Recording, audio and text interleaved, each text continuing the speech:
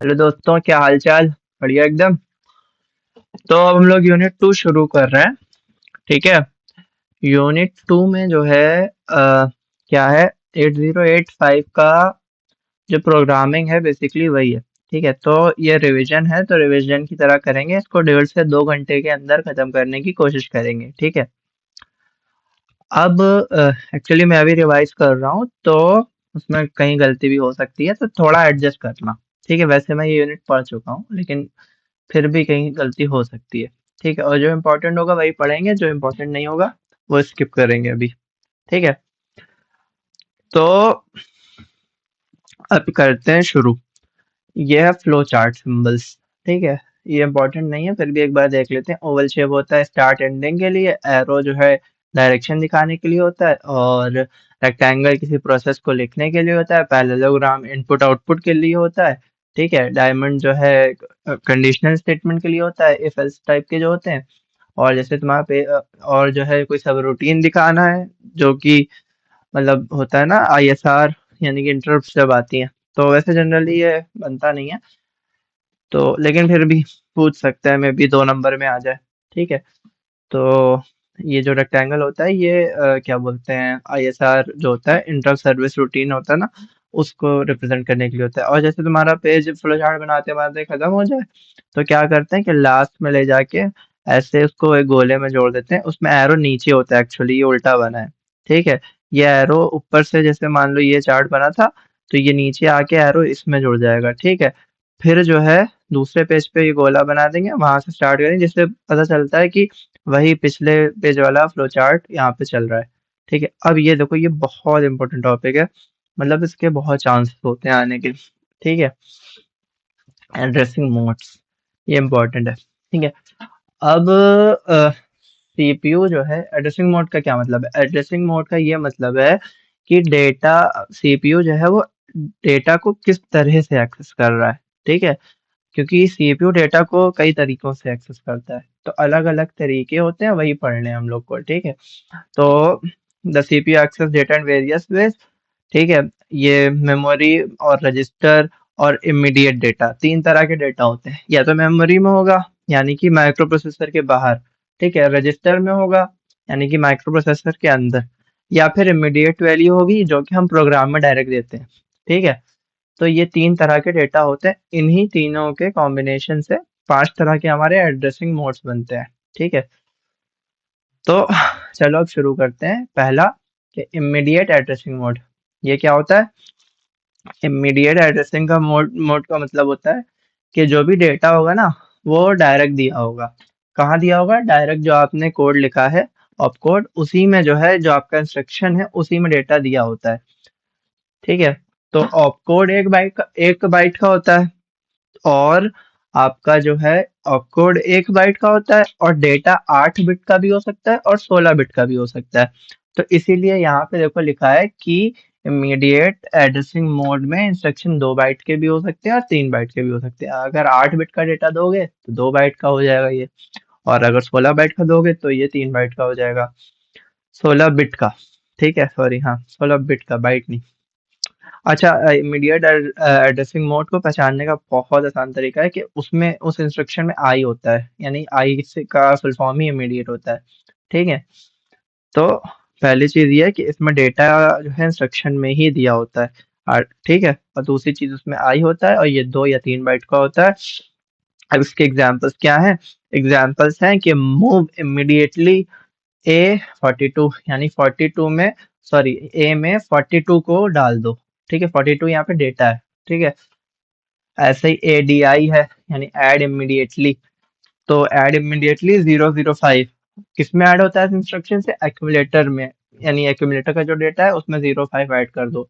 ठीक है, और वही रिजल्ट फिर एक्यूमुलेटर में ही स्टोर हो जाएगा। अब LXI है। LXI यानी कि ये एक्स आ गया, एक्स यहाँ भी आ जाए तो इसका मतलब पेयर की बात हो रही है। आई मतलब इमीडिएटली, एल मतलब लोड।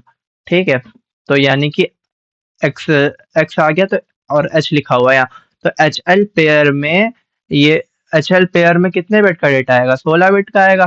तो इसलिए ये यहाँ पे 16 बिट का डेटा लिखा हुआ है। हेक्साडेसिमल में तो 4 हो जाएगा ना। ठीक है, तो हेक्साडेसिमल में 4 डिजिट, यानी कि बाइनरी में 16 डिजिट। ठीक है, तो ये हो गया आपका इमीडिएट एड्रेसिंग मोड। अब रजिस्टर एड्रेसिंग मोड क्या होता है? ठीक है, रजिस्टर एड्रेसिंग मोड में जो हमारा जो दोनों ऑपरेंड्स होते हैं, ठीक है, दोनों ऑपरेंड्स जनरल पर्पस रजिस्टर्स होते हैं। ठीक है, और क्या बोलते हैं, जनरल ये जो रजिस्टर एड्रेसिंग मोड होता है ये 1 बाइट का ही होता है। क्यों? क्योंकि इसमें सिर्फ ऑपकोड होता है ना, क्योंकि ए और बी का कोई साइज नहीं होता है। ये मूव ए कॉमा बी का जो आपका क्या बोलते हैं ऑपकोड बनेगा, यानी कि जब वो बाइनरी में भी चेंज होगा तो वो एक बाइट में हो जाता है। ठीक है, तो इसीलिए ये 1 बाइट का होता है। कौन सा? Register addressing mode. अब फिर ये क्या लिखा है कि the opcode specifies the operation and register to perform the operation. हाँ, तो भाई यही लिखा है कि ऑपकोड से पता चलता है कि क्या ऑपरेशन होना है। सिंपल, जैसे मूव ए कॉमा बी है, इसका एक ऑपकोड बनेगा 8 बिट का, यानी कि 1 बाइट का, है ना। तो यहाँ पे देखो ए बी रजिस्टर है और यहाँ बी भी रजिस्टर है। यहाँ पे ऐड बी है तो ऐड बी लिखा है, तो इसका मतलब ऐड बी यानी कि ए को ए में बी ऐड कर दो, यानी कि ए में जो डेटा है और बी में जो डेटा है उन दोनों को ऐड कर दो। ठीक है, तो यहाँ देखो डेटा नहीं दिया, यहाँ रजिस्टर का नाम लिखा है। तो जहाँ रजिस्टर का नाम लिखा होगा तो इसे बोलेंगे रजिस्टर एड्रेसिंग मोड, जहाँ पे दो रजिस्टर के बीच में काम हो रहा होगा। जैसे ये PCHL है। ठीक है, तो PCHL क्या करता है कि जो प्रोग्राम काउंटर में जो डेटा होता है, सॉरी, जो HL पेयर में जो डेटा होता है, HL पेयर में जो डेटा होता है वो प्रोग्राम काउंटर में डाल देता है। ठीक है, तो यानी कि HL पेयर में जो भी डेटा आपने लोड कराया है वो प्रोग्राम काउंटर में चला जाता है PCHL से। तो यहाँ भी दो रजिस्टर्स के बीच में काम हो रहा है ना, तो इसीलिए ये भी रजिस्टर एड्रेसिंग मोड हो गया। तो जल्दी आगे चलते हैं। अगला है direct addressing mode. Direct addressing mode और क्या बोलते हैं, चौथा है रजिस्टर इनडायरेक्ट एड्रेसिंग मोड। ठीक है, तो अभी बताता हूँ ये। ठीक है, तो हमारा जो डायरेक्ट एड्रेसिंग होता है इसको डायरेक्ट मेमोरी एड्रेसिंग मोड भी बोल सकते हैं। ठीक है, तो इसमें एक्चुअली होता क्या है कि हम इंस्ट्रक्शन में मेमोरी का एड्रेस लिख देते हैं जहाँ पे हमें डेटा स्टोर करना होता है या फिर वहां से डेटा उठाना होता है। ठीक है, तो सिंपल इसमें यही करते हैं। क्या लिखा है? 16 bit of address of the data is given with the instruction. ठीक है, वही लिखा है कि इंस्ट्रक्शन में ही जो एड्रेस है 16 बिट का वो दिया होता है। ठीक है, अ, अच्छा आप देखो क्योंकि ये 16 बिट का है, ठीक है एड्रेस, और क्या बोलते हैं और कोड 1 बिट का, 1 बाइट का होता है, तो 16 बिट मतलब 2 बाइट हो गई। तो टोटल मिला के ये जो है 3 बाइट का हो गया। क्या आपका जो डायरेक्ट एड्रेसिंग मोड है, डायरेक्ट मेमोरी एड्रेसिंग मोड है, ये आपका 3 बाइट का हो गया। ठीक है, वही चीज लिखी है जो मैंने बताया। ठीक है, the IO instruction that uses direct addressing mode is 2 byte if one. अच्छा, यहाँ पे ये लिखा है कि IO जब हम करते हैं एक्सेस यानी इनपुट आउटपुट डिवाइसेस को, तब ये जो है रजिस्टर, ये जो हमारा डायरेक्ट एड्रेसिंग मोड है ये 2 बाइट का हो जाता है। क्यों? क्योंकि उसमें जो डेटा होता है, आई मीन जो एड्रेस होता है इनपुट आउटपुट डिवाइसेस का, वो 8 बिट का होता है। इस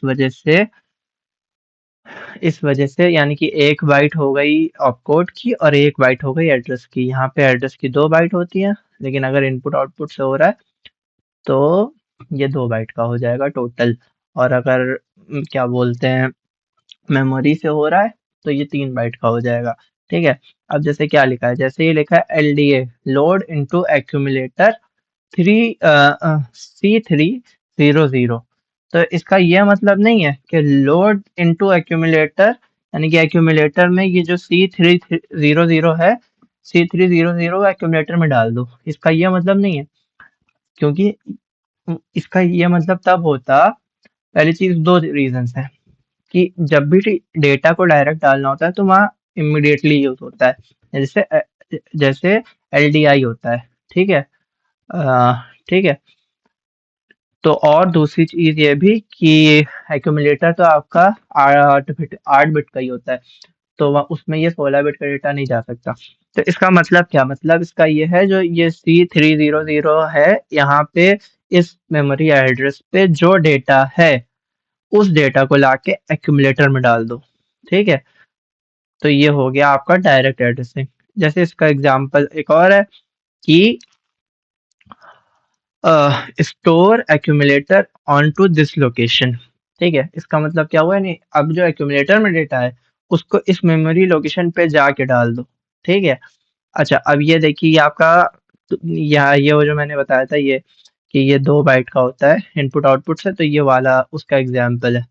ठीक है, देखो यहाँ पे एड्रेस जो है, ये देखो क्या बोलते हैं, कितने बिट का है, 8 बिट का एड्रेस है ना। तो इस वजह से ये 2 बाइट का टोटल, यानी कि 1 बाइट का आपका हो गया एड्रेस और 1 बाइट का ऑपकोड हो गया। इस वजह से ये जो है 8 बाइट का हो जाएगा। इन 002, सॉरी इन 02, इसका मतलब 02 पोर्ट पे जो भी डेटा है उसको एक्यूमुलेटर में डाल दो। ठीक है, अब आगे चलते हैं। अब है रजिस्टर इनडायरेक्ट एड्रेसिंग मोड। ठीक है, यानी कि इसमें जो है मेमोरी से डेटा का आदान प्रदान तो होता है, मतलब मेमोरी से डेटा लिया भी जाता है, मेमोरी को डेटा दिया भी जाता है, लेकिन हम जो है डायरेक्ट वो नहीं लिखते हैं।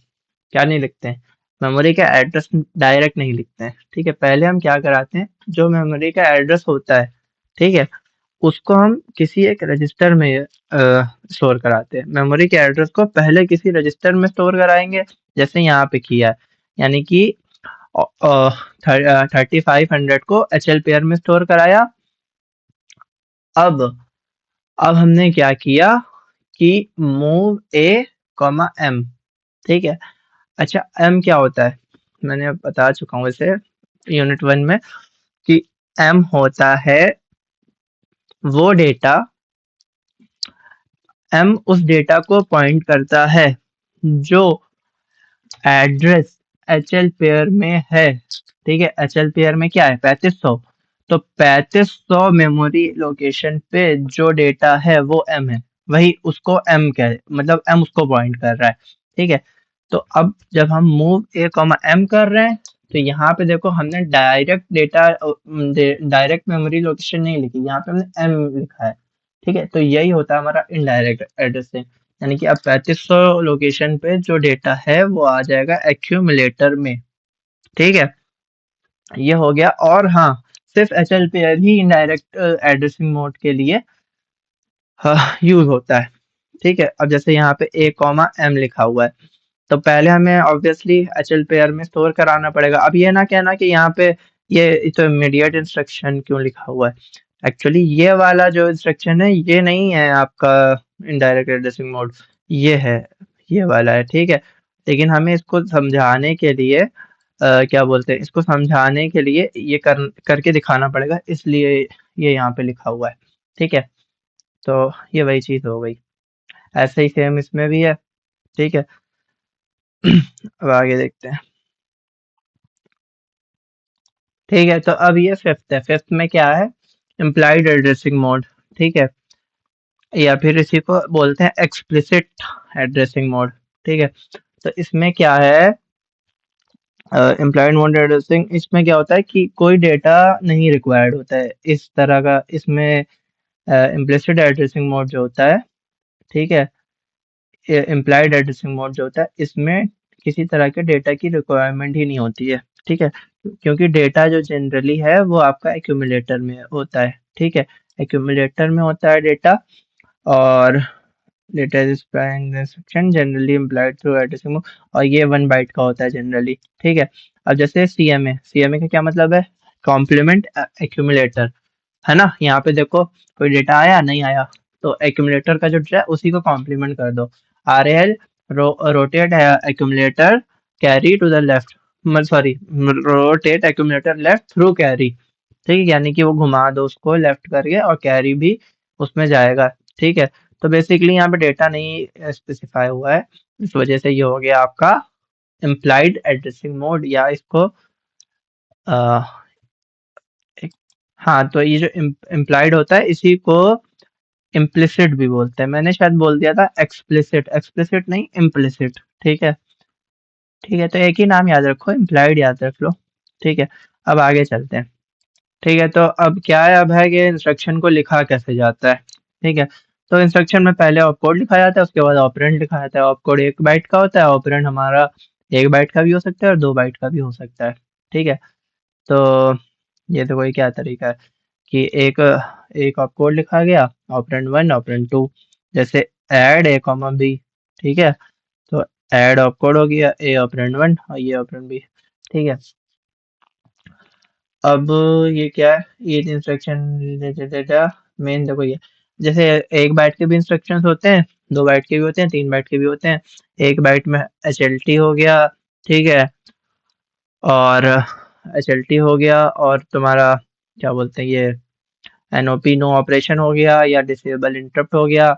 2 बाइट में तो बहुत सारे होते हैं।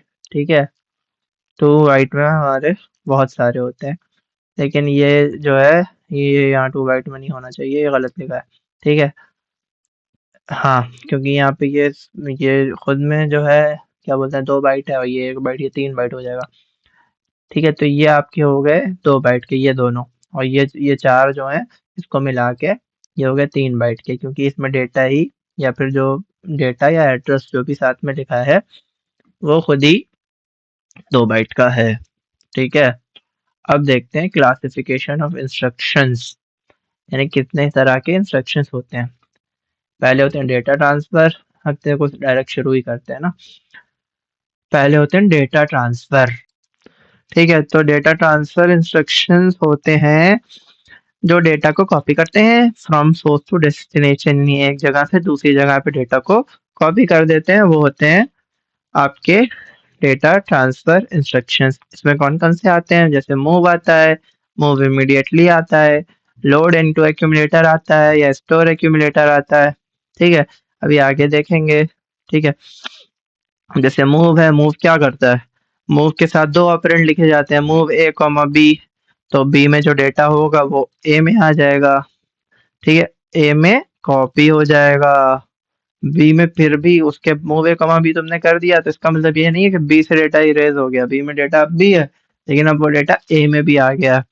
ठीक है, तो अब आगे चलते हैं। तो इसमें क्या होता है, डेटा ट्रांसफर बिटवीन रजिस्टर्स होता है, जैसे मूव A, B। ठीक है, फिर है data byte to a register और अ मेमोरी लोकेशन। ठीक है, डेटा बाइट को मेमोरी लोकेशन में भी भेज सकते हैं, और मतलब सॉरी रजिस्टर में भी भेज सकते हैं, और मेमोरी लोकेशन पे भी भेज सकते हैं। ठीक है, जैसे हमारा LDA होता है, STA होता है, तो उसको बोलते हैं। ठीक है, और इनपुट आउटपुट और एक्यूमुलेटर के बीच में भी ट्रांसफर हो सकता है। ठीक है, और आपका क्या बोलते हैं मेमोरी लोकेशन और रजिस्टर के बीच में भी ट्रांसफर कर सकते हैं डेटा को। ठीक है, अब जैसे इसका एग्जांपल क्या होगा, मूव A, B। ठीक है, इसमें क्या डेटा बाइट को ट्रांसफर करना है रजिस्टर में, तो इसमें MVI का यूज कर लो, MVI A, 80H। ठीक है, अब ये क्या है, data between memory and a resistor. हाँ, तो इसका एग्जांपल क्या हो जाएगा, इसका एग्जांपल हो जाएगा जैसे LDA लोड एक्यूमुलेटर, फिर उसके बाद लोकेशन डाल दो, जैसे मान लो 3000H। ठीक है, और इसका इसका एग्जांपल हो जाएगा इन 20H, या आउट 40H। ठीक है, तो अब देखते हैं अरिथमेटिक ग्रुप इंस्ट्रक्शंस।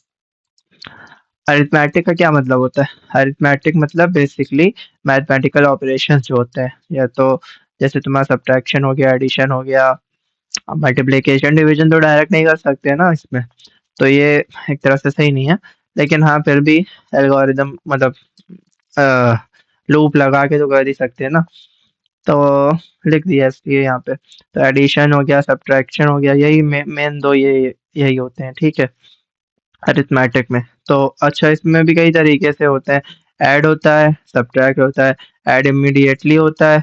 ठीक है, ऐड ऐड इमीडिएटली होता है, और सब्ट्रैक्ट इमीडिएटली भी होता है।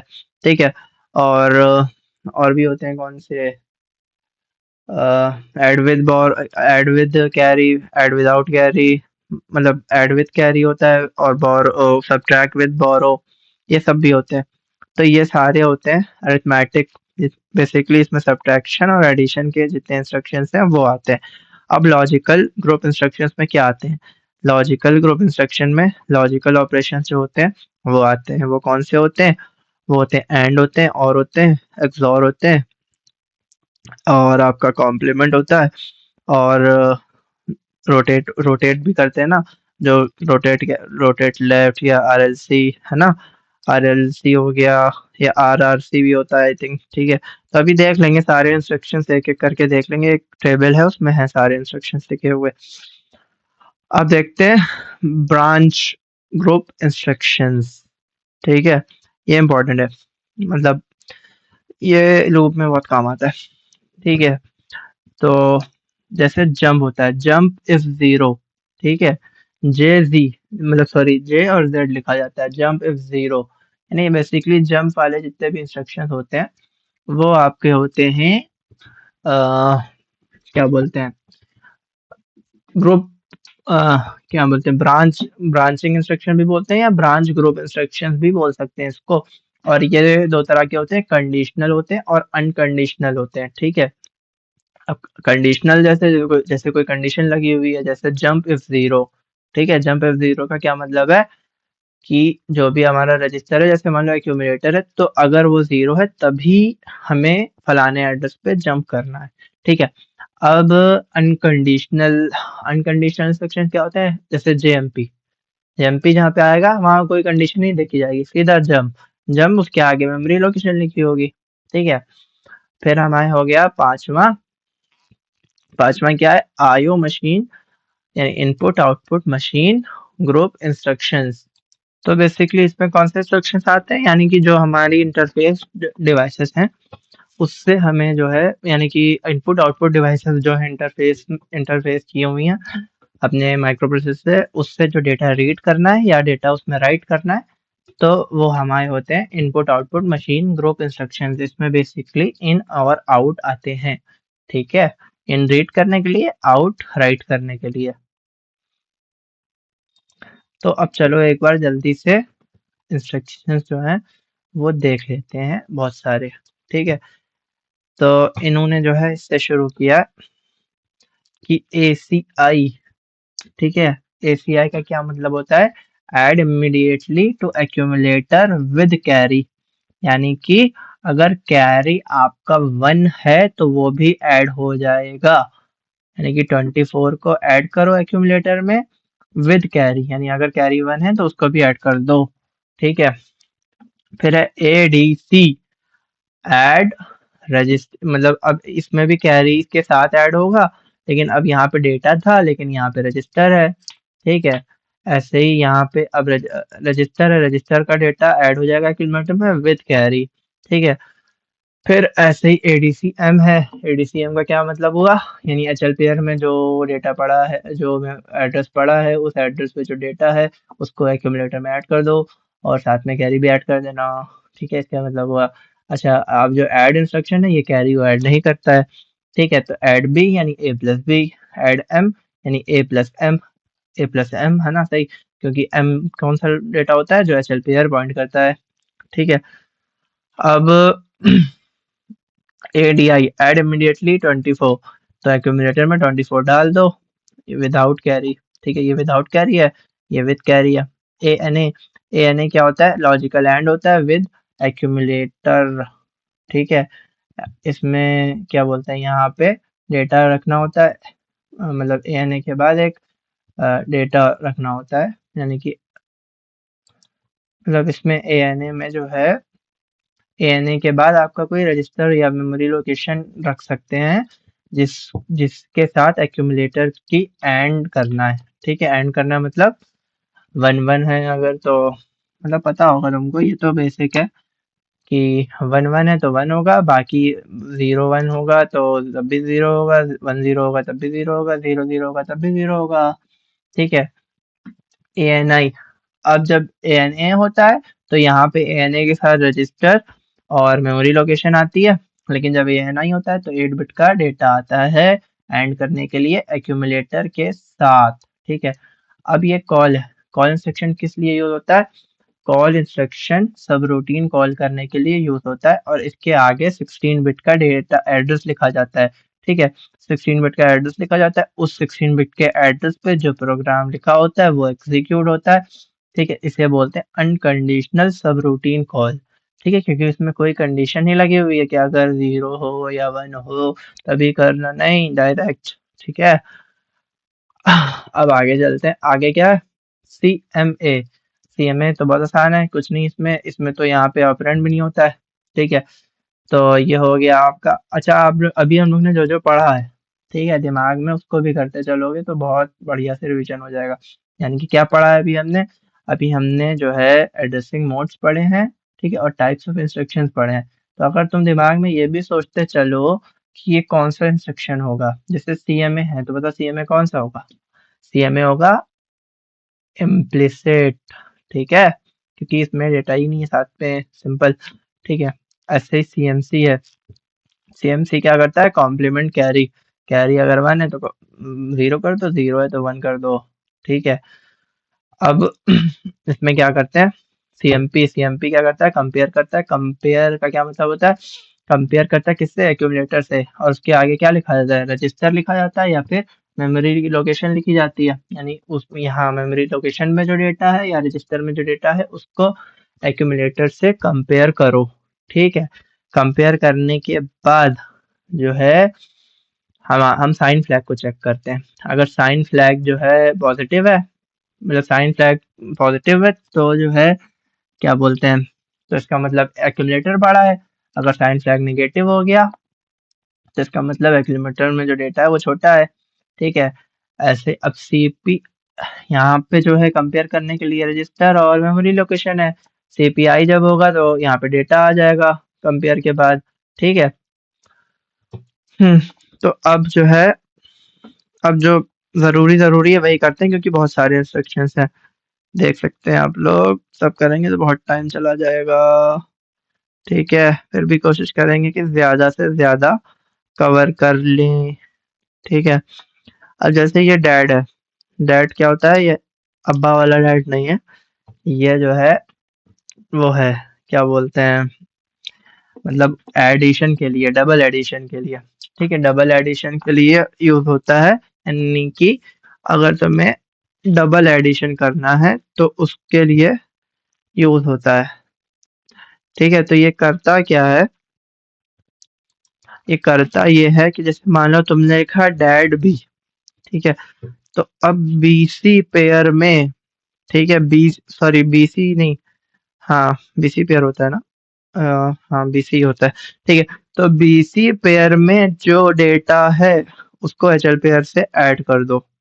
ठीक है, उसको एचएल पेयर में ऐड कर दो।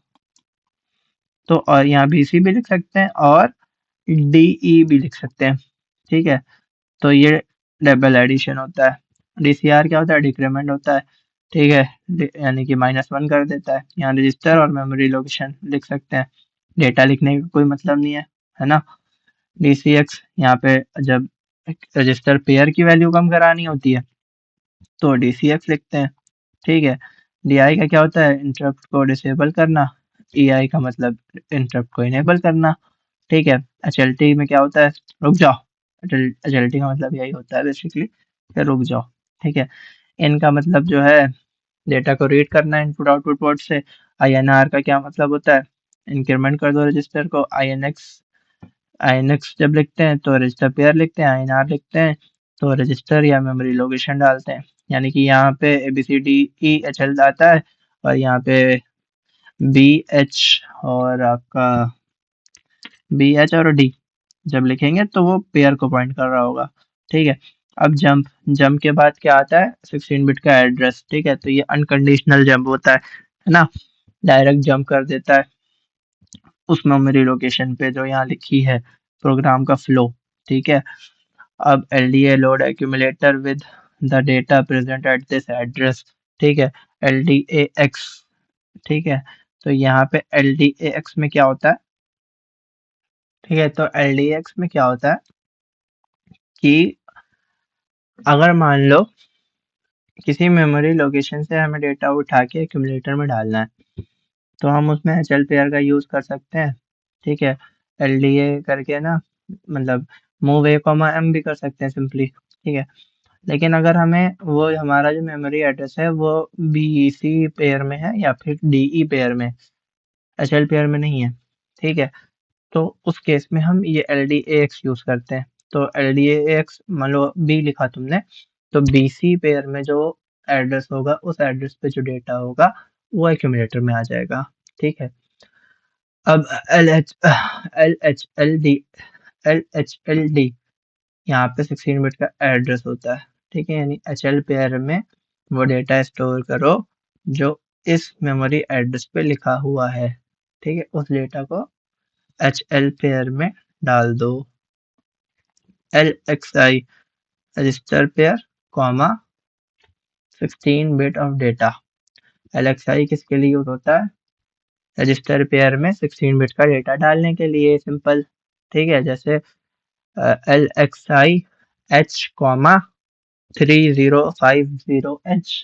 ठीक है, तो HL में 30, H में 30 आ जाएगा और L में क्या आ जाएगा?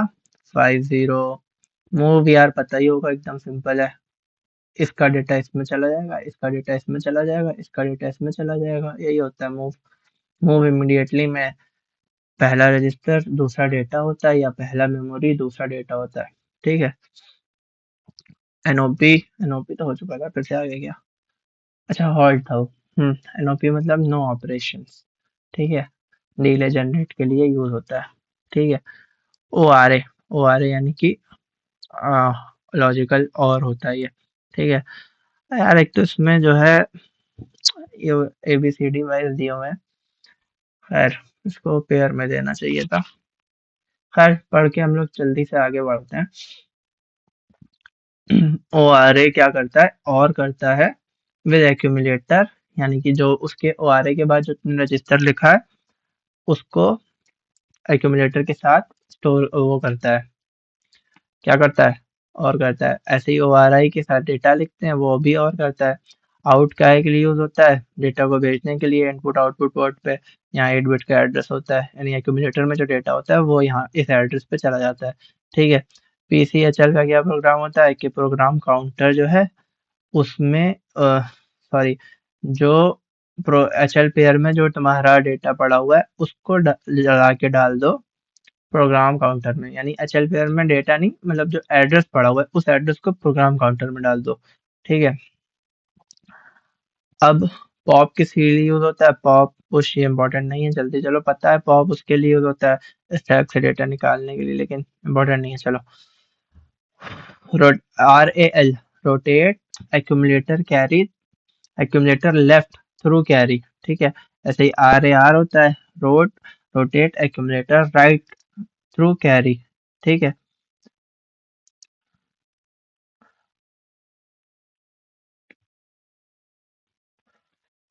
फिर हमारा ये रिटर्न है। ये रिटर्न किस लिए यूज होता है कि अगर सब रूटीन जो प्रोग्राम होता है ना उसके अंदर रिटर्न लिखा जाता है, तो रिटर्न इसलिए यूज होता है कि चलो वापस, मतलब जब सब रूटीन कंप्लीट हो जाता है तो ये लास्ट में लगा दिया जाता है कि अब अपने जो मेन प्रोग्राम है उस पे चलो वापस। ठीक है, फिर अब देखते हैं कितना बचा है। ठीक है, मैं PDF प्रोवाइड करा दूंगा, ये तुम लोग पढ़ लेना, लेकिन जो मेन मेन है वो हम लोग ने कर लिए हैं, बस थोड़े ही से बहुत बचे हैं। ठीक है, ज्यादा नहीं है। अब जैसे देखो ये नया है थोड़ा, मतलब ये कम पढ़ा जाता है, हो सकता है 2 नंबर में आ जाए। SPHL क्या करेगा? जो स्टैक पॉइंटर में जो डेटा होगा, मतलब जो HL पेयर में जो डेटा होगा उसको स्टैक पॉइंटर में डाल देगा। ऐसे ही तुम्हारा ये PCHL क्या करता है? PCHL जो है क्या करता है बताओ, अभी बताया था। यानी कि HL पेयर में जो डेटा है वो प्रोग्राम काउंटर में डालता है। SPHL जो है HL पेयर में जो डेटा है SP में डालता है, SP यानी स्टैक पॉइंटर। ठीक है, ऐसे ही स्टोर एक्यूमुलेटर होता है, यहाँ पे मेमोरी एड्रेस लिखते हैं। ठीक है, और मेन हो गया है। अब आगे चलते हैं। देखो ये सब वही है जो मैंने अभी तुमको बताया। ठीक है, तो मूव का पता ही है। एक डेस्टिनेशन रजिस्टर है, ये सोर्स रजिस्टर है, सोर्स से डेटा डेस्टिनेशन रजिस्टर में आ जाएगा। अब या एम लिखा है, एम का क्या मतलब है? एम का मतलब वो मेमोरी लोकेशन जो एचएल पेयर पॉइंट कर रहा है। ठीक है, उस एच मेमोरी लोकेशन पे आरएस का जो डेटा है वो डाल दिया जाएगा। आरएस की जगह ए बी वो क्या बोलते हैं, बीसी जनरल पर्पस जितने रजिस्टर होते हैं आरएस की जगह आ सकते हैं। B C D E H L. ठीक है, ये सब हम लोग को पढ़ चुके हैं और ये पता है। ठीक है, देख लेना, अगर ना समझ में आए तो वीडियो पॉज करके देख लेना, आसान भाषा में लिखा है, समझ में आ जाएगा। ठीक है, ये अभी हम लोग ने पढ़ लिया बेसिक। ये रिवीजन है इसलिए मैं थोड़ा वैसे पढ़ा रहा हूँ, वरना देख लेते हैं हम लोग। ये देख लेते हैं, ये नया लग रहा है। S H L D. S H L D क्या करता है? एस एच एल डी क्या करता है कि एस एच एल डी के आगे पर हम 16 बिट का एड्रेस लिखते हैं। ठीक है, उस 16 बिट पे के एड्रेस पे जो डेटा होता है एच एल पेयर के अंदर, वो उस 16 बिट के एड्रेस पे जो मेमोरी होती है वहां स्टोर करा जाता है। ठीक है, एच का जो डेटा होता है, सॉरी जो एल का डेटा होता है, वो मान लो तुमने यहाँ लिखा 3050, तो 3050 पे एल का डेटा चला जाएगा। ठीक है, क्योंकि एक मेमोरी लोकेशन जो होती है वो कितने कितने बिट की होती है? 8 बिट की। 8 बिट यानी 1 बाइट। तो एक मेमोरी लोकेशन 1 बाइट की होती है। तो ये जो आपने एड्रेस लिखा है 16 बिट का, वहां पे डेटा जो स्टोर हो सकता है वो 1 बाइट का ही हो सकता है। तो इस वजह से क्या होगा कि एल में आ, जैसे 3050 लिखा आपने, तो 3050 पे एल का डेटा जाएगा और 3051 पे एच का डेटा जाएगा। ठीक है, तो ये हो गया। अब देखते हैं स्टैक्स। स्टैक्स का क्या काम होता है? Stacks register pair. ठीक है, यानी कि रजिस्टर पेयर यहाँ लिखा जाएगा, यानी कि बी हो गया, डी हो गया, एच हो गया, मतलब रजिस्टर पेयर को पॉइंट कर रहा होगा। ठीक है। ठीक है, तो ये क्या करेगा कि इस रजिस्टर पेयर में जो एड्रेस लिखा हुआ है, ठीक है, यानी इस रजिस्टर पेयर में जो वैल्यू है, उस एड्रेस पे स्टोर कर दो एक्यूमुलेटर का डेटा। ठीक है, तो उस एड्रेस पे एक्यूमुलेटर का डेटा स्टोर कर दो, सिंपल। ठीक है, कि एक्यूमुलेटर तो 8 बिट का ही होता है, तो डायरेक्ट स्टोर हो जाएगा। ठीक है, एक्सचेंज किसके लिए यूज होता है? ये बढ़िया है। एक्सचेंज यूज होता है एच एल पेयर को डीई पेयर से एक्सचेंज कर देता है, यानी उसकी वैल्यूज आपस में एक्सचेंज हो जाती हैं, है ना? ठीक है, ये हो गया। अब हमारा आता है arithmetic group. Arithmetic add R, ये हमें पता है क्या करेगा, यानी कि जो रजिस्टर का डेटा है वो ए में ऐड कर देगा और उसी का रिजल्ट भी ए में ही स्टोर हो जाएगा। ठीक है, तो ये हो गया बेसिक। कुछ अच्छा देखते हैं इसके बाद। जैसे ऐड एम लिखा हुआ है, ठीक है, तो ऐड एम का मतलब क्या है? एच एल पेयर में जो डेटा है और जो एड्रेस है उस मेमोरी लोकेशन पे जो डेटा है उसको एक्यूमुलेटर में ऐड करके उसका रिजल्ट भी एक्यूमुलेटर में ही ऐड कर दो। ठीक है, अब जैसे इसका एग्जांपल देखते हैं। चलो, अगर किसी को नहीं समझ में आया होगा तो यहाँ पे समझ में आ जाएगा। ठीक है, तो हमें क्या करना है? एच एल पेयर में हमारा ये पड़ा हुआ है 2500। ठीक है, और एक्यूमुलेटर में 20 पड़ा हुआ है। ठीक है, तो अब जब हम ये करेंगे, ऐड ऐड एम करेंगे, जब हम ऐड एम लिखेंगे, तो अब ये हमारा माइक्रो प्रोसेसर चेक करेगा कि 2500 जो मेमोरी लोकेशन है उस पे क्या डेटा है। 2500 मेमोरी लोकेशन पे 08 पड़ा हुआ है, तो वो क्या करेगा? 08 को एक्यूमुलेटर में ऐड करेगा। ये देखो यहाँ पे यही किया है। ठीक है, एक्यूमुलेटर का डेटा और ये इसका डेटा, ये दोनों ऐड करके 28 बन गया। ठीक है, अब 28 बन गया, अब वो वापस से एक्यूमुलेटर में ही स्टोर हो जाएगा। एचएल पेयर के डेटा में कुछ चेंज नहीं होगा, लेकिन एक्यूमुलेटर का डेटा चेंज हो जाएगा। ठीक है, देखो सारे फ्लैग जीरो ही रहेंगे, बस पैरिटी वन है। पैरिटी क्यों वन है? क्योंकि इसमें नंबर ऑफ वंस टू है। और पैरिटी कब वन होता है? जब नंबर ऑफ वंस इवन होते हैं। तो नंबर ऑफ वन टू है, टू तो इवन होता है ना। आगे चलते हैं। ये सब देख लिया हम लोगों ने।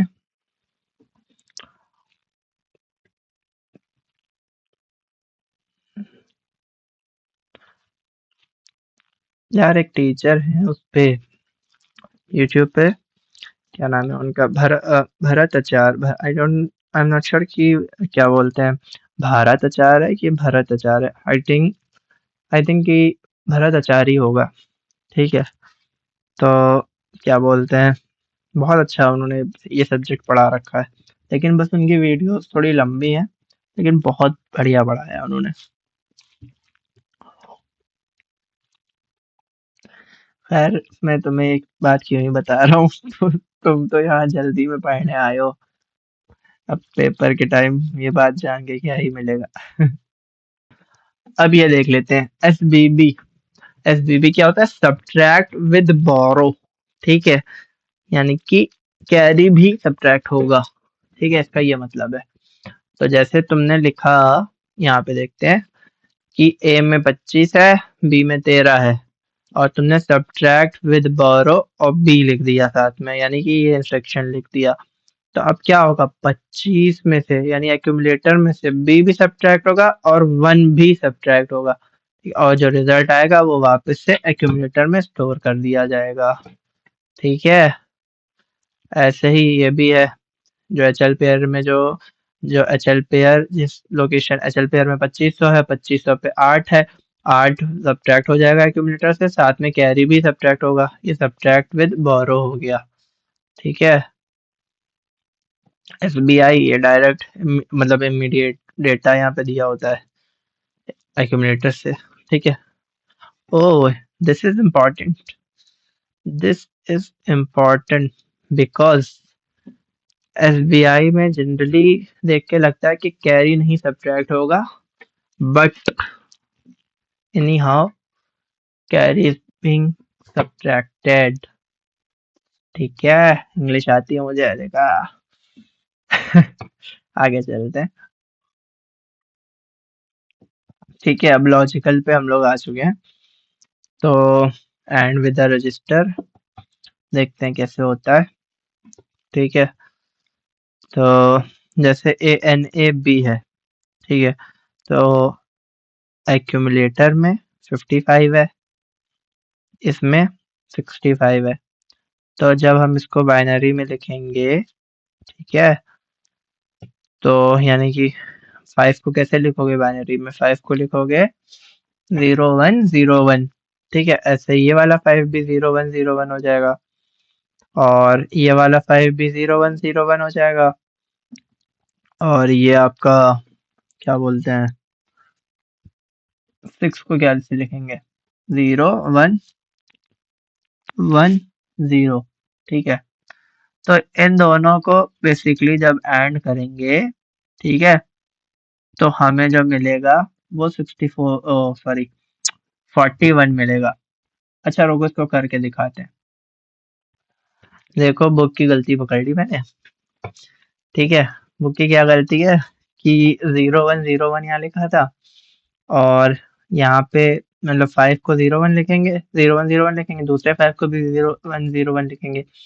ऐसे ही 65 में भी 6 को ये लिखेंगे और 5 को फिर से यही लिखेंगे। अब जब इन दोनों का एंड कराएंगे तो 1 1 का 1 होगा, 0 0 का 0 होगा, 1 1 का फिर 1 होगा, 0 0 का 0 होगा, 1 इंटू 0 0, 0 इंटू 1 0, 1 इंटू 1 1। तो हमारा ये बन जाएगा। तो ये क्या है? ये तो हमारा 4 है। 4 तो इन्होंने सही लिखा, लेकिन ये तो हमारा 5 ही बन रहा है ना। 5 का एंड 5 से करोगे तो 5 ही बनेगा, सिंपल। ठीक है। तो यहाँ पे 45 आना चाहिए। ठीक है। तो ये गलत लिखा है, तो इसको हम लोग मार्क करते हैं किसी गंदे कलर से। हाँ ये सही है। आगे चलते हैं। अब ये देखते हैं ORAM। ठीक है, जैसे ORAM लिखा हुआ है। ठीक है, तो ओ आर एम में ए में 55 है, एच एल पेयर में 3000 पड़ा हुआ है, और 3000 जो मेमोरी लोकेशन है उस पे 65 पड़ा हुआ है। तो अब 65 और क्या बोलते हैं 55 का और होगा, ठीक है, 65 और क्या बोलते हैं 55 का और होगा। तो ये देखो इसका एग्जाम्पल ऐड कर दिया। एग्जाम्पल क्या है, कहाँ चला जा रहा है, ठीक है, ये है एग्जाम्पल। ये क्या लिखा है, ये लिखा है आपका 55, ये लिखा है 65, और अब देखो 1 1 ऐड करोगे तो 0 आना चाहिए, लेकिन पगलू बेटा ये ऐड नहीं है, ये है और, ठीक है। तो और ऐड में कभी कंफ्यूज नहीं होना है, ठीक है। तो और को और की तरह करना है, ठीक है। 1 1 होगा तो 1 आएगा, इसमें कैरी वैरी नहीं जनरेट होता है, ठीक है। 0 0 होगा 0 आएगा, 1 1 1, 0 0 0, 1 0 1, 0 1 1, 1 1 1, ठीक है। तो ये हो गया सिंपल। तो अब ये क्या बना, ये 7 बना, ये 5 बना, तो इसीलिए एक्यूमुलेटर आपका 75 है। अब ये देखो एक्स आर ए क्या करता है, एक्स एक्सॉर करता है, एक्सॉर करता है विद एक्यूमुलेटर, और जो हमारा दूसरा ऑपरेंड लिखा होगा उसके साथ जो है एक्सॉर कर देगा, यानी 55 और 65 का एक्सॉर हो जाएगा, ठीक है। डिफरेंट एक्सॉर क्या करता है, अगर जो दो ऑपरेंड है वो डिफरेंट है तो आंसर 1 आएगा, अगर वो सेम है तो आंसर वही आ जाएगा। ये होता है एक्सॉर का फंक्शन, करके देखना ये खुद से, तो 30 आएगा आई होप, अगर बुक में गलत ना हो तो, ठीक है। आगे चलते हैं। एक्सआरआई क्या है, एक्सॉर करेगा लेकिन इमिडिएटली करेगा, ठीक है, यानी इमिडिएटली मतलब यहाँ पे डेटा लिखा होगा। सीएमए क्या करता है, एक्यूमुलेटर को कॉम्प्लीमेंट कर देता है, ठीक है। तो ये ऐसे हो गया, 0f था, यानी कि 0 0 0 1 1 1, तो ये क्या बन जाएगा, 0 0 0 का 1 1 1 हो जाएगा, और 1 1 1 का 0 0 0 हो जाएगा, इसलिए ये हो गया, ठीक है। अब आगे देखते हैं, आगे क्या है, कॉम्प्लीमेंट कैरी बिट। तो बेसिकली ये क्या करेगा, कैरी जो भी होगा उसको उल्टा कर देगा, यानी मान लो कैरी 0 था तो 1 कर देगा, अगर 1 होता तो 0 कर देता, ठीक है। अगला क्या है, कंपेयर। कंपेयर हम ये भी देख लो, ये भी इम्पोर्टेंट है, ठीक है। कंपेयर क्या करता है कि एक्यूमुलेटर से किसी रजिस्टर को कंपेयर करता है, ठीक है। लेकिन ये भी याद रखना कि इसमें डेटा एक्यूमुलेटर का चेंज नहीं होता है, सिर्फ और सिर्फ जो फ्लैग्स होते हैं वो चेंज होते हैं, ठीक है। अगर ए जो है बी के बराबर है तो 0 फ्लैग वो हो जाएगा, क्या हो जाएगा, एक्टिवेट हो जाएगा, यानी 1 हो जाएगा, ठीक है। और अगर साइन फ्लैग जो है, मतलब साइन फ्लैग कब सेट होता है, अगर आंसर निगेटिव है तो आपका साइन फ्लैग सेट हो जाता है ना। तो साइन फ्लैग सेट हो जाएगा, यानी अगर आपका जो रजिस्टर में डेटा है वो एक्यूमुलेटर से बड़ा होगा तो तब साइन फ्लैग उस केस में सेट हो जाता है, ठीक है।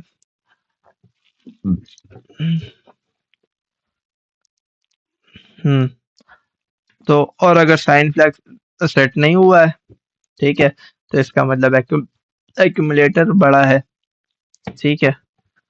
और 0 फ्लैग भी जो है क्या बोलते हैं, 0 होना चाहिए, अगर 0 फ्लैग 0 है इसका मतलब A is not equals to B, ठीक है।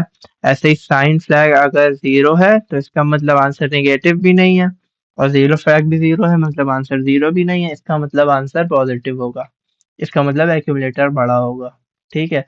एक्यूमुलेटर में जो वैल्यू है वो बड़ी होगी, समझ, इतना तो समझ जाओगे आई होप, ठीक है। बाकी मेरे एक्सप्लेनेशन में जो भी गलती है वो आई होप कि तुम लोग कमेंट करोगे, अगर ये वीडियो कुछ लोगों ने देखी तो। मैं तो ऐसे ही मजे में बना रहा हूँ वीडियो, देखते हैं चलती है कि नहीं, मेरा भी रिवीजन हो रहा है, इस वजह से भी बना रहा हूँ, ठीक है। तो अब आगे चलते हैं, क्या है ये कंपेयर एम, तो वही ये, यहाँ पे कंपेयर रजिस्टर था, यहाँ कंपेयर एम है, तो उसी तरह से हो गई, यहाँ पे कंपेयर डेटा हो जाएगा, ठीक है। ये इतना तो हम समझ गए होंगे ना कि इस मेमोरी लोकेशन एचएलपीआर में जो एड्रेस है उस एड्रेस पे जो डेटा है उससे कंपैरिजन होगा। ठीक है, और उसी हिसाब से फ्लैग सेट होंगे। ऐसे ही यहाँ डेटा डायरेक्ट दिया हुआ है, यहाँ डायरेक्ट डेटा से कंपैरिजन कर लोगे, फिर फ्लैग सेट हो जाएंगे उसी हिसाब से। ठीक है, अब आपके ये हो गया हाँ, ये देखो, ये बढ़िया चीज है, रोटेट एक्यूमुलेटर लेफ्ट। फिर है आपका, क्या बोलते हैं, RLC, rotate accumulator to the left. ठीक है, तो इसमें क्या होता है, रोटेट एक्यूमुलेटर लेफ्ट में कैरी का यूज नहीं होता है। ठीक है, तो क्या होता है कि लेफ्ट मूव करना है, तो ये लेफ्ट की तरफ एक एक बिट शिफ्ट हो जाएगा, और ये जीरो घूम के यहाँ पे चला जाएगा, क्योंकि ये वाली पोजीशन तो खाली हो जाएगी, तो ये बन जाएगा आपका। ठीक है, मतलब एक्यूमुलेटर में ये कंटेंट पहले से था, उसके बाद जब आपने आरएलसी कर दिया तो ये घूम के ऐसे आ जाएगा।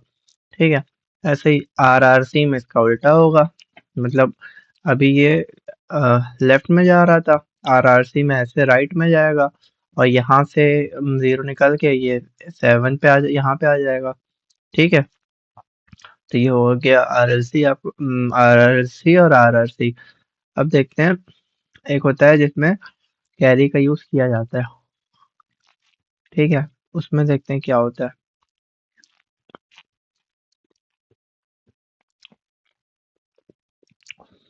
अच्छा, जब यहाँ पे आरएलसी होता है, तो जो आपकी जो है, क्या बोलते हैं, यहाँ पे A7 बिट थी, वो A0 में भी जाएगी और कैरी में भी जाएगी, इसलिए यहाँ पे कैरी आपका जीरो हो गया है। ठीक है, ऐसे सिमिलरली जब आरआरसी करेंगे, तो अब जो है A0 वाली बिट जो है वो कैरी में जाएगी, और A0 वाली बिट ही A7 में भी जाएगी। ठीक है, इसीलिए यहाँ पे ये एग्जीक्यूशन के बाद कैरी भी वन हो गया है, और ये ए बन गया है। ठीक है, एक्यूमुलेटर। ठीक है, ये हो गया रोट आरएलसी और आरआरसी विदाउट कैरी, मतलब without the use of carry होते हैं। ठीक है, लेकिन अगर हम with the use of carry करें, तो उसमें ये पूरा ऐसे पूरा सर्कल बन जाता है, मतलब पूरा एक लूप बन जाता है। ठीक है, अब जब आर ए एल करेंगे, आर ए एल का मतलब rotate accumulator left through carry. ठीक है, वैसे देखिए यहाँ पे देख के लग रहा है कि आरआरसी में कैरी से होगा, जबकि आरआरसी में कैरी नहीं यूज होता, जिसमें सी है उसमें कैरी नहीं यूज होता है, और जिसमें सी नहीं है, जैसे आर ए एल और आर ए आर, इसमें जो है कैरी यूज होता है। तो बेसिकली इसमें क्या होगा कि ये आर ए एल में ये लेफ्ट की तरफ जाएगा, ये इसमें चला जाएगा, ये इसमें घूम के आ जाएगा। देखिए, ये वन यहाँ पे पहुंच गया, ये जीरो यहाँ पे पहुंच गया। ठीक है, ये पूरा लेफ्ट में शिफ्ट हो गया। ऐसे ही आर ए आर में क्या होगा, ये पूरा राइट में शिफ्ट होगा। अब A0 का जो डेटा है वो कैरी में जाएगा। ठीक है, ये ध्यान रखिएगा, इसमें 2 नंबर का क्वेश्चन बन सकता है इजिली। ठीक है, अब आगे देखते हैं, आगे क्या है कि जंप जंप इंस्ट्रक्शन कैसे यूज होता है। जंप इंस्ट्रक्शन क्या होता है, अनकंडीशनल ब्रांचिंग इंस्ट्रक्शन होता है ना। तो और इसके साथ एक एड्रेस लिखा जाता है जब भी ये प्रोग्राम में आता है। ठीक है, तो ये प्रोग्राम को किसी एक मेमोरी लोकेशन पे जंप करा देता है। ठीक है, जैसे मान लिया आपका प्रोग्राम चल रहा था। ठीक है, प्रोग्राम चलते चलते यहाँ पे 2042 लोकेशन पे ये लिखा हुआ था कि जंप कर दो 2025 पे। तो अब प्रोग्राम जो है ये बीच के जो इंस्ट्रक्शंस है इनको छोड़ देगा, और इनको छोड़ने के बाद सीधा 2050 पे आ जाएगा। ठीक है, तो इसी को बोलते हैं अनकंडीशनल जंप। ठीक है, तो ये बीच का जो है सारा वो छूट जाएगा, बीच के जितने भी, अब मान लीजिए जो भी आपके इंस्ट्रक्शंस होंगे वो छोड़ दिए जाएंगे और जंप हो जाएगा। ठीक है, फिर है जेसी। जेसी कब जंप करता है, जब जो है कैरी फ्लैग सेट होता है, अगर कैरी वन है तभी जंप होगा, अदरवाइज नहीं होगा। ठीक है,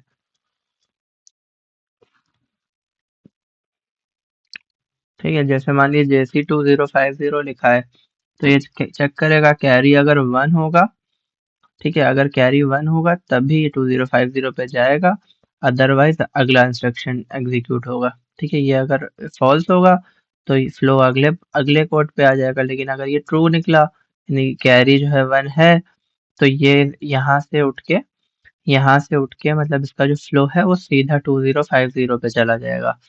ठीक है, ऐसे ही जंप नो कैरी है, ये तब काम करेगा जब कैरी 0 होगा, यानी कैरी फ्लैग 0 होगा।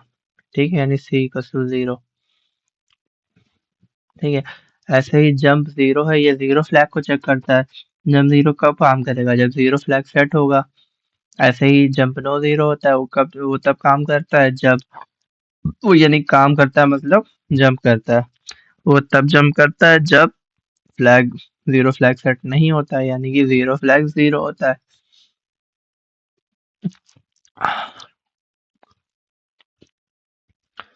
ऐसे ही जेपी इंस्ट्रक्शन कब काम करता है, ये साइन फ्लैग को चेक करता है। ठीक है, अगर साइन फ्लैग जो है 0 है, ठीक है, साइन फ्लैग 0 है यानी कि हमारा नंबर पॉजिटिव जब होता है तब वो 0 रहता है। ठीक है, तो जो है जब वो 0 होगा, अगर 0 होगा तभी जंप करेगा, अदरवाइज जंप नहीं करेगा। ठीक है, ऐसे ही ये जेपी होता है। ठीक है, जंप इफ पॉजिटिव, ऐसे याद रख सकते हैं। ठीक है, और जे एम यानी जंप इफ नेगेटिव, एम यानी माइनस से याद रख सकते हैं। ठीक है, जंप इफ माइनस यानी कि अगर साइन फ्लैग सेट है यानी कि 1 है, साइन फ्लैग तब कब सेट होता है, जब हमारा रिजल्ट जो है वो नेगेटिव हो, है ना। तो ये हो गया आपका जंप इंस्ट्रक्शन। जेपीई किसको चेक करता है, पैरिटी को चेक करता है। ठीक है, अगर पैरिटी जो है मतलब फ्लैग सेट है, ठीक है, यानी पैरिटी 1 है, यानी नंबर ऑफ वंस इवन है, तो ये जंप करेगा। ठीक है, इसके आगे एड्रेस लिखा होता है, तो बताइए। ठीक है, जेपीओ इसका फुल फॉर्म कैसे है, ये बेसिकली तभी काम करता है, जेपीई ऐसे याद रखिए, जेपीई यानी jump if even, jump if parity is even, and जेपीओ if parity is odd. ठीक है, तो ये तब जंप करेगा अगर पैरिटी फ्लैग सेट नहीं होगा, आई मीन 0 होगा, या फिर उसे बोलते हैं रीसेट होगा। ठीक है, तो अब है हमारे कॉल इंस्ट्रक्शंस। कॉल इंस्ट्रक्शंस क्या होते हैं, अब समझते हैं कॉल इंस्ट्रक्शन। बहुत ही मतलब मजेदार है ये, बहुत अच्छा है, और इसमें क्या बोलते हैं आने के चांसेस रहते हैं, और इससे 7 नंबर का क्वेश्चन भी बन सकता है और 2 नंबर का भी बन सकता है कि कॉल इंस्ट्रक्शन कैसे काम करता है। तो इसमें एक एग्जाम्पल के साथ बहुत अच्छे से समझा सकते हैं। ठीक है, अब इसमें क्या है कि कॉल होता है, उसके बाद 16 बिट का एड्रेस लिखा होता है। ठीक है, तो अब जैसे देखिए ये हमारा प्रोग्राम लिखा हुआ था यहाँ पे। ठीक है, तो अब हमारा 2042 पे कॉल कॉल 3050 इंस्ट्रक्शन लिखा हुआ था इस मेमोरी लोकेशन पे। ठीक है, और से सुनिएगा। ठीक है, अच्छा, कॉल 3050 कितने बाइट का इंस्ट्रक्शन है, 3 बाइट का है ना, कि 1 बाइट इसकी और 2 बाइट इसकी, इसीलिए इसका अगला एड्रेस क्या है, 2045। ठीक है, तो 2042 पे कॉल 3050 लिखा है, तो अब ये क्या करेगा कि ये 3050 पे प्रोग्राम को जंप करा देगा कि वहां पे जाओ, वहां पे जो कोड लिखा है उसको लिखो। ठीक है, उसको लिखो नहीं, आई मीन उसको एग्जीक्यूट करो। ठीक है, फिर वापस आना है। वापस कहाँ आना है, वापस अब यहाँ पे नहीं आना है, अगर वापस यहीं पे आ जाएगा तो लूप में फंस जाएगा। उसको वापस आना है कि अब जो अगला इंस्ट्रक्शन है उसको एग्जीक्यूट करो। मतलब इस मेमोरी लोकेशन पे जाओ, यहाँ पे जो आपका पूरा कोड लिखा है इस मेमोरी लोकेशन पे, यहाँ पे जैसे मान लो लिखा होगा, तो जब वो पूरा एग्जीक्यूट हो जाए, लास्ट स्टेटमेंट उसमें रिटर्न होगा, जैसे ही रिटर्न आए, रिटर्न का स्टेटमेंट आए तो फौरन यहाँ पे रिटर्न हो जाना। ठीक है, तो अब ये काम कैसे करता है ये देखो, बहुत इंटरेस्टिंग है। ठीक है, तो अभी मान लो कि स्टैक पॉइंटर में ये एड्रेस पड़ा हुआ था, ठीक है। और और प्रोग्राम काउंटर में ये एड्रेस है। क्यों? क्योंकि ये यही इंस्ट्रक्शन एग्जीक्यूट हो रहा था, और ये जो है रैंडम है, कि ये माना हुआ है, अज्यूम किया हुआ है। तो अब होगा क्या, क्योंकि देखो स्टैक कैसे करता है, लीफो की प्रिंसिपल पे काम करता है ना। तो अब क्या होगा कि स्टैक एक डिक्रीमेंट होगा, ठीक है, एक डिक्रीमेंट होगा। स्टैक में हम क्या स्टोर करेंगे? स्टैक में हम जो हमें मतलब सब रूटीन को एग्जीक्यूट करने के बाद जो इंस्ट्रक्शन एग्जीक्यूट कराना है उसका एड्रेस हम स्टोर करेंगे स्टैक में, ठीक है। तो जो लोअर एड्रेस है उसको नीचे रखेंगे, और जो हायर एड्रेस है उसको ऊपर रखेंगे स्टैक में, ठीक है। तब ये काम कैसे करेगा कि स्टैक पॉइंटर में उसकी वैल्यू एक कम करेगा, 7 3 थी, एक कम करेगा, 7 2 हो जाएगी। अब 7 2 जो मेमोरी लोकेशन है वहां पे 45 डाल देंगे, ठीक है। ठीक है, ये लोअर हो गया। अब इसके ऊपर, यानी कि 72 के ऊपर कौन सा डालेंगे? 72 में 72 के ऊपर होगा 71, तो 71 में डालेंगे 20, ठीक है। तो अब ये ऐसे स्टोर हो गया कि जैसे ये पूरा स्टैक बना हुआ है, ठीक है। स्टैक में एड्रेसिंग उल्टी होती है ना, मतलब यहाँ 71 है तो यहाँ 72 होगा, यहाँ 73 होगा, तो 71 पे 20 है, और आपका 72 पे 45 है, ठीक है। इतना हो गया। और प्रोग्राम काउंटर में क्या आ जाएगा? प्रोग्राम काउंटर में 3050 आ जाएगा। क्यों? क्योंकि अब हमें प्रोग्राम काउंटर में क्या होना चाहिए? प्रोग्राम काउंटर में नेक्स्ट इंस्ट्रक्शन का एड्रेस होना चाहिए।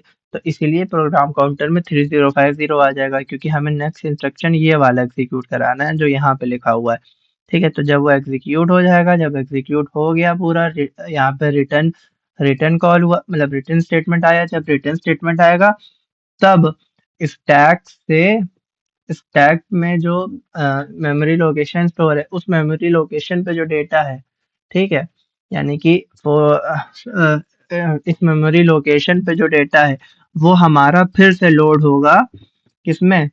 प्रोग्राम काउंटर में। और प्रोग्राम काउंटर वापस से यहाँ पे आ जाएगा, ठीक है। प्रोग्राम काउंटर वापस से यहाँ पे आ जाएगा, और फिर ये पूरा एग्जीक्यूट करने लगेगा वो, ठीक है।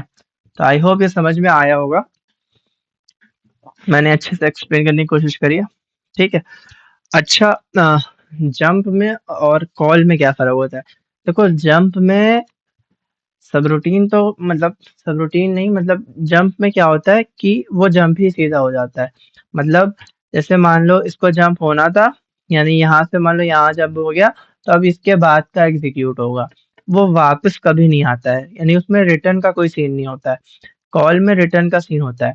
अच्छा, अब ये कॉल डायरेक्ट लिखा हुआ है, कॉल कॉल के बाद क्या लिखा हुआ है? सीधा एड्रेस लिखा हुआ है, तो ये डायरेक्ट कॉल हो जाएगा, तो इसे बोलेंगे अनकंडीशनल कॉल। जैसे जेएमपी होता है, जंप, वो भी अनकंडीशनल जंप होता है, ठीक है। अब जैसे ये अनकंडीशनल कॉल है, वैसे ही कंडीशनल कॉल भी होता है। तो कंडीशनल कॉल क्या होता है? सीसी। कंडीशनल ये क्या होगा? खुद ही सोचो, सीसी वही होगा कि अगर कैरी 1 है तभी कॉल करो, अदरवाइज नहीं कॉल करो, ठीक है। अगर कैरी को पहले चेक करोगे, अगर कैरी 1 है तो कॉल करना है, और फिर वही पूरा प्रोसेस रिपीट करना है।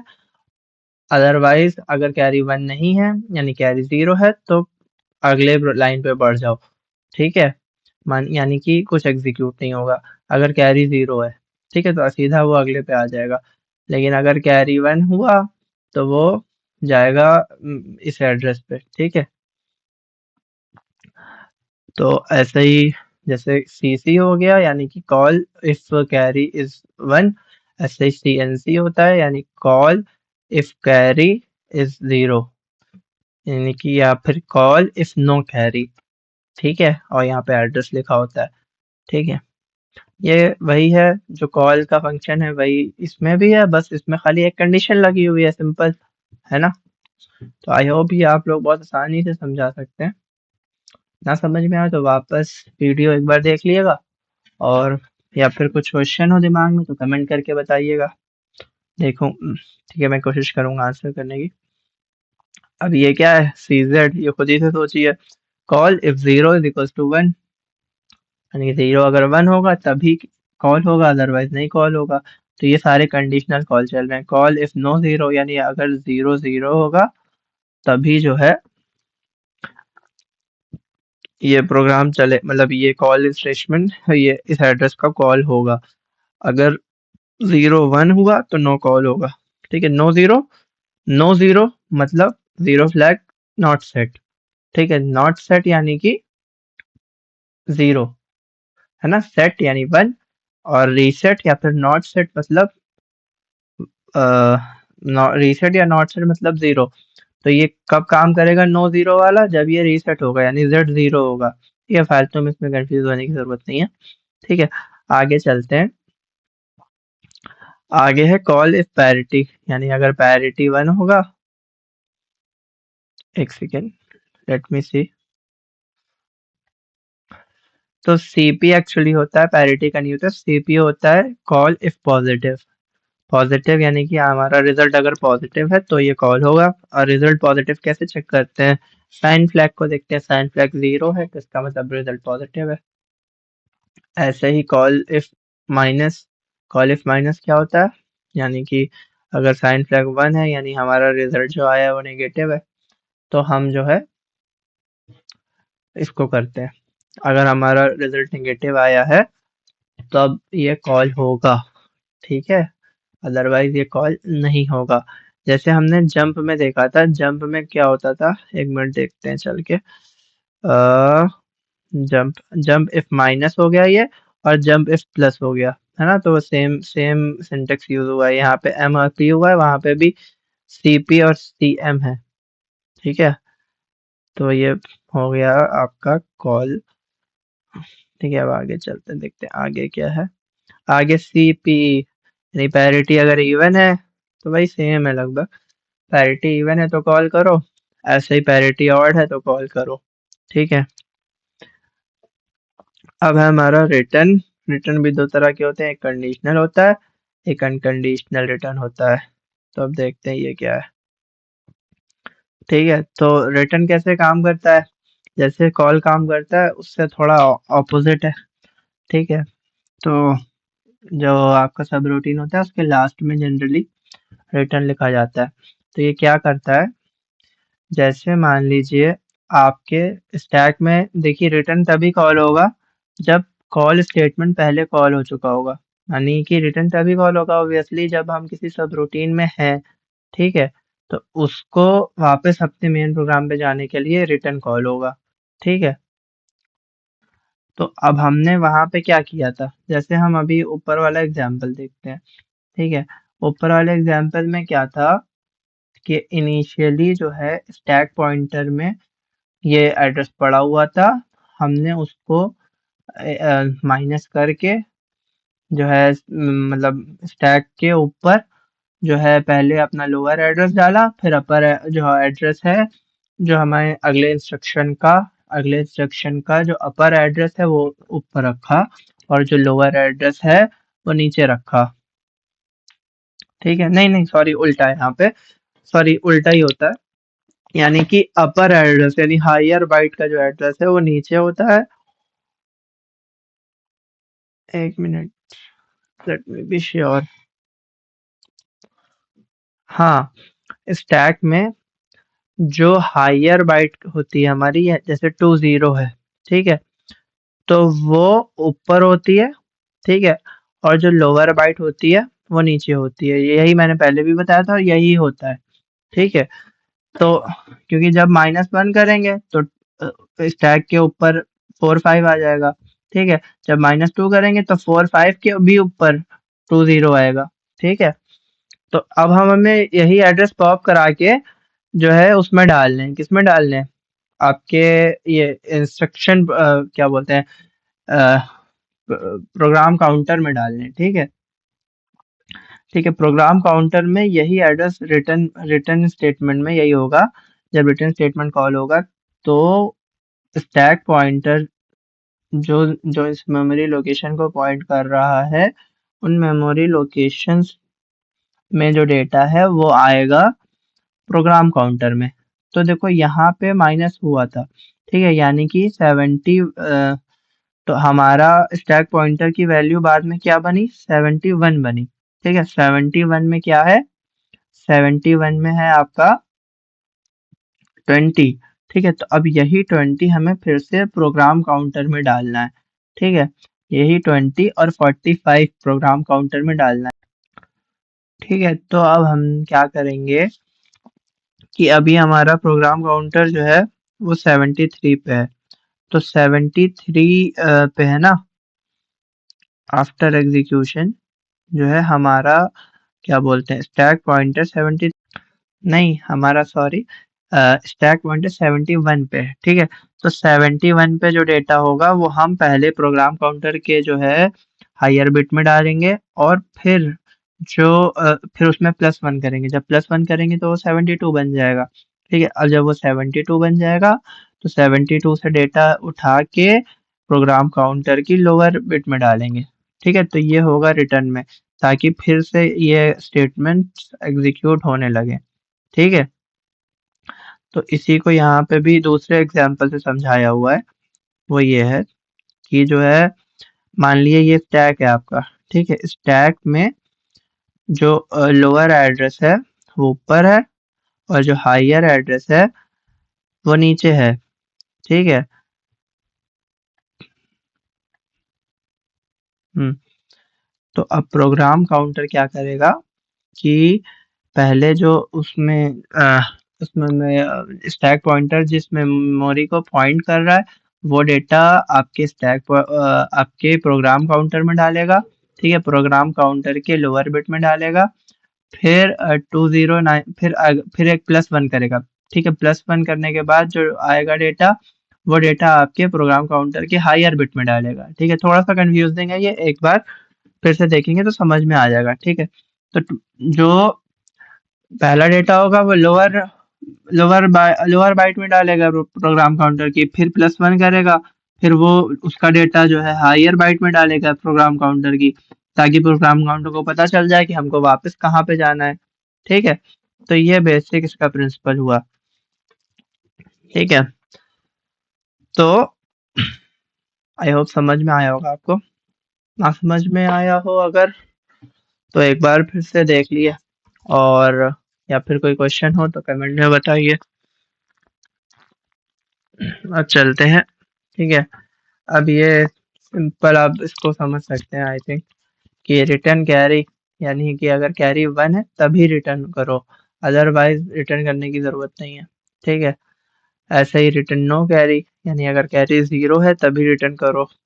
ऐसे ही रिटर्न पॉजिटिव, यानी अगर पॉजिटिव नंबर है यानी साइन 0 है तभी रिटर्न करो। ऐसे ही रिटर्न माइनस होगा, रिटर्न माइनस में वो होगा कि अगर साइन साइन 1 है तभी रिटर्न करो। ऐसे ही पैरिटी इवन है तभी रिटर्न करो, पैरिटी ऑड है तभी रिटर्न करो, पैरिटी 0 है, ओ 0, अगर 0 फ्लैग 1 है तभी रिटर्न करो, अगर 0 फ्लैग 0 है तभी रिटर्न करो। ठीक है, आई थिंक ये आसान है, ये समझ गए होंगे।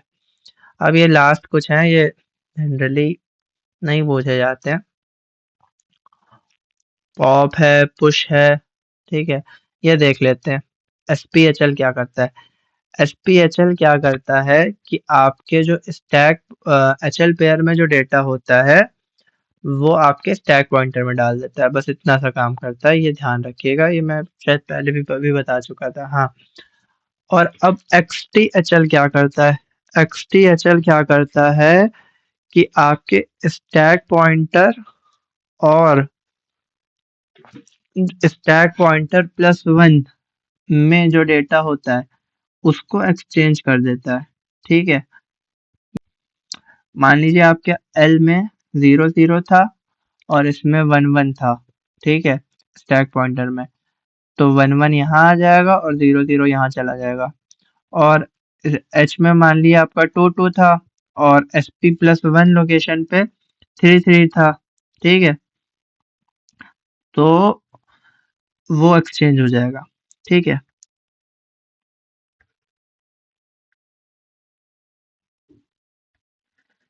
तो ये, अच्छा, इसमें ध्यान देने वाली बात ये है कि स्टैक पॉइंटर में कुछ नहीं चेंज होगा। स्टैक पॉइंटर जिस स्टैक लोकेशन को यानी जिस मेमोरी लोकेशन को पॉइंट कर रहा है वहां से डेटा चेंज होगा। ठीक है, इस रजिस्टर पे कुछ इफेक्ट, जो स्टैक पॉइंटर रजिस्टर है उस पर कुछ नहीं इफेक्ट पड़ेगा। ठीक है, लेकिन एचएल में तो ऑब्वियसली चेंज होगा ही। ठीक है, लेकिन स्टैक पॉइंटर में चेंज नहीं होगा। ठीक है, क्योंकि स्टैक पॉइंटर 16 बिट का होता है, एल तो 8 बिट का होता है ना, तो लेकिन मेमोरी एड्रेस 16 बिट का होता है। समझे? तो ऐसे ही इन है और आउट है। इन क्या होता है, यानी इन के आगे 8 बिट का एड्रेस लिखा जाता है। अब इस पोर्ट एड्रेस पे जो डेटा है वो एक्यूमुलेटर में डाल दो, इसका ये मतलब होता है। ऐसे ही आउट होता है कि जो है जो एक्यूमुलेटर में डाल डेटा है वो 20 पोर्ट एड्रेस पे डाल दो। ये हो गया इनेबल इंटरप्ट, डिसेबल इंटरप्ट। ठीक है, फिर होता है रीड इंटरप्ट मास्क। तो रीड इंटरप्ट मास्क क्या चेक करता है कि कौन कौन सी इंटरप्ट जो हैं वो इनेबल हैं और कौन कौन सी इंटरप्ट डिसेबल हैं। ये उसका एक रजिस्टर होता है जिसका डेटा वो रीड इंटरप्ट मास्क क्या करता है।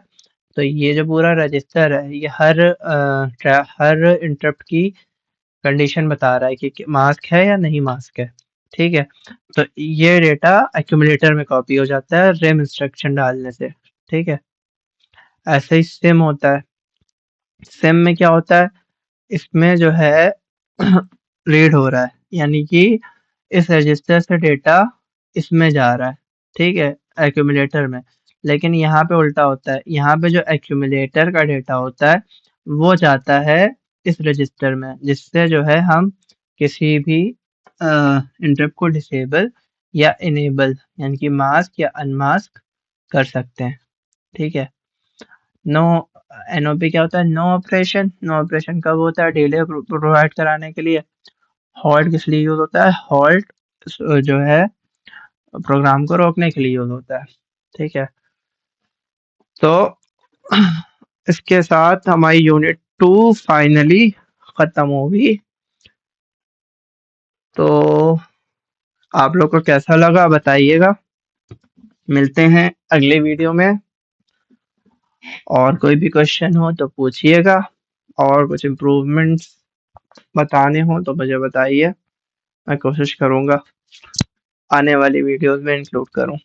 ठीक है, ठीक है, थैंक यू, बाय बाय।